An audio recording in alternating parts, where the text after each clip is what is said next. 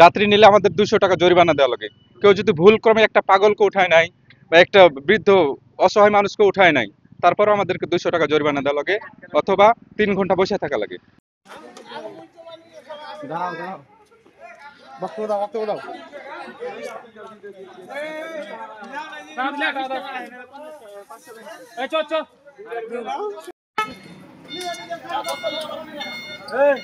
আমাদেরও একটা রেস্ট্রিকশন আছে যে বমপুতা মোড় থেকে ছাইতনতলা পর্যন্ত আমরা একটাও যাত্রী নিতে পারবো না।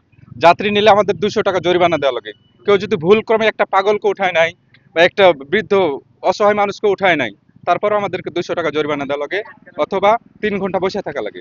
এখন এটা কোনো সমস্যা হবে না ভাই, যদি ওরা ওদের সীমানায় এসে নামিয়ে দেয়, ওরা নামাবে আমরা নিয়ে যাবো, আমরা নামাবো ওরা নিয়ে যাবে, কোনো ঝামেলা হবে না। এখানে একটা যাত্রীরও কোনো ভোগান্তি হবে না।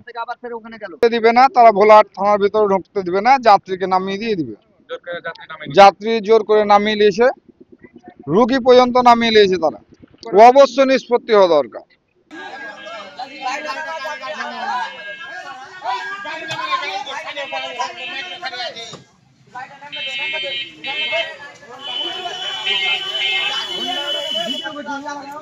গত মঙ্গলবার থেকে 1 সপ্তাহ হয়ে গেল আমাদের ভোলাহাটের নাগরিক বা যাত্রীর কোনো স্বাধীনতা নেই।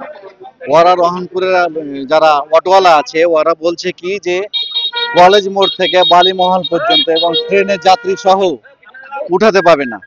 কিন্তু আমি যে একটা ব্যাগ নিয়ে আছি, আমাদেরকে রাস্তাতে নামিয়ে দিচ্ছে ভোলাহাটের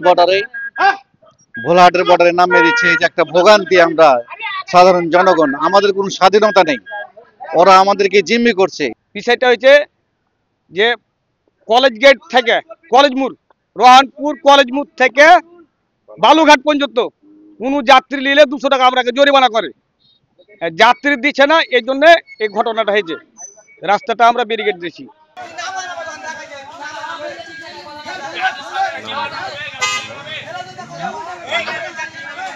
মানুষকে অবহেলা করা ঠিক নয়।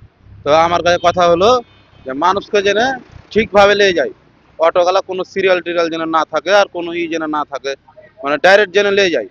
এভান যে এখানে নামিয়ে দিয়ে ফের আর একটা অটো ধরতে হয়েছে, তাহলে তো আমার কষ্ট, হাঁটা চলাফেরা কষ্ট। তো এটা যেন না থাকে, এটা যেন সমাধানটা করা হয়।